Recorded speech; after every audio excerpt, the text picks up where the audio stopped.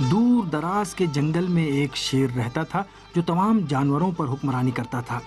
ایک دن ایک ہاتھی وہاں سے گزر رہا تھا کہ شیر نے، جسے اپنے علاقے میں کسی غیر کی آمد و رفت پسند نہیں تھی، اس پر حملہ کر دیا، مگر ہاتھی نے اسے پچھاڑ دیا اور پھر اپنی گردن اکڑ کر چلنے لگا، جبکہ شیر بری طرح سے زخمی ہو چکا تھا۔ اسی اثنا میں ایک لومڑی وہاں سے گزری۔ اس نے اپنے پرانے دوست شیر کو زخمی حالت میں دیکھا تو اسے اس کے حال پر رحم آیا۔ اس نے شیر سے زخمی ہونے اور چوٹ کی وجہ پوچھی۔ شیر نے واقعہ بتایا اور لومڑی سے کہا کہ وہ اس کی کچھ مدد کرے، چونکہ وہ اب شکار کرنے کی سکت نہیں رکھتا تھا۔ شیر نے لومڑی سے کہا کہ میرے لیے کچھ تازہ گوشت لا دو تاکہ اسے کھا کر مجھ میں دوبارہ طاقت آ سکے۔ لومڑی نے، جو مکاری اور عیاری میں معروف ہے، چاپلوسی کرنا شروع کر دیا اور تھوڑی دیر سوچنے کے بعد شیر سے کہا، میں اکثر اوقات جنگل کے کنارے ایک گدھے کو دیکھتی ہوں۔ میں کوشش کرتی ہوں کہ اسے یہاں کسی طرح لے آؤں، اور تم اس درخت کے پیچھے چھپ جاؤ اور جیسے ہی وہ یہاں پہنچے تم اس پر حملہ کر دو۔ یہ کہہ کر لومڑی جنگل کے کنارے آباد گاؤں میں گئی اور گدھے کو ڈھونڈ کر اس سے بات چیت شروع کی۔ اس نے کہا، گدھے تم اس قدر کمزور ہو، بھلا کس طرح پانی کی اتنی بھاری بھاری بالٹیاں اٹھاتے ہو؟ یہ تو تمہارے لیے بہت مشکل کام ہے۔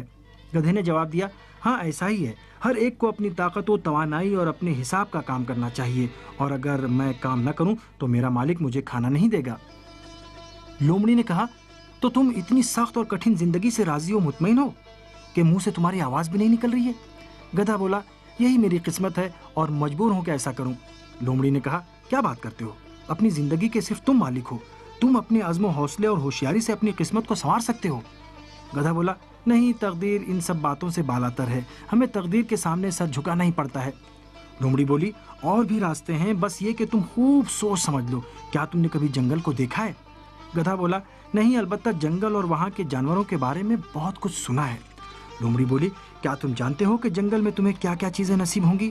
تمہیں وہاں ٹھنڈا پانی، سایہ، تر و تازہ گھاس اور بہت ساری چیزیں حاصل ہوں گی، گویا تم بہشت میں زندگی بسر کر رہے ہوگے۔ بہرحال لومڑی نے جنگل کی اتنی تعریف کی کہ گدھا جنگل میں چلنے پر تیار ہو گیا، اور پھر وہ دونوں جنگل کی طرف روانہ ہو گئے۔ ادھر شیر کی بھوک سے حالت خراب تھی اور وہ بھوک کی وجہ سے سخت پریشان تھا۔ اچانک اس کی نظر ان لوگوں پر پڑی جو اس کی طرف آ رہے تھے۔ بھوک سے بے قرار شیر نے قبل اس کے کہ گدھے کے پہنچنے کا انتظار کرتا اس پر چھلانگ لگا دی۔ وہ گدھے کو پکڑ نہیں سکا اور گدھا، جو پہلے ہی شیر کو دیکھ چکا تھا، جنگل سے فرار کر گیا۔ لومڑی کو سخت غصہ آ رہا تھا۔ جنگل تک گدھے کو لانے کی اس کی تمام کوششیں بے سود ثابت ہوئیں۔ شیر کو اپنی جلد بازی اور غلطی کا احساس ہو گیا تھا۔ اس نے لومڑی سے معافی مانگی اور ایک بار پھر لومڑی سے کہا کہ وہ دوبارہ گاؤں میں جائے اور گدھے کو دوبارہ جنگل کی سیر کرانے کے لیے لے کر آئے۔ لومڑی نے اس بار بھی شیر سے اپنی دوستی کی وجہ سے اس کی بات مان لی۔ وہ دوبارہ گاؤں میں پہنچی۔ جیسے ہی وہ گدھے کے پاس پہنچی، فوراً پوچھا کہ آخر تم وہاں سے بھاگ کیوں آئے؟ گدھے نے جواب دیا، دفع ہو جاؤ، جاؤ اپنا کام کرو، تم میری دشمن ہو، تمہیں کوئی حق نہیں پہنچتا کہ تم مجھ سے اس قسم کی بات کرو۔ اب مجھ سے تم اپنے جنگل کی کوئی بات نہ کرنا، میں ایسے خطرناک جنگل یا ایسی خطرناک جگہ پر کبھی نہیں جاؤں گا۔ میں نے جب شیر کو دیکھا تو موت میری آنکھوں کے سامنے منڈانے لگی۔ لومڑی نے تعجب سے پوچھا، کون سا شیر؟ کیا کہہ رہے ہو؟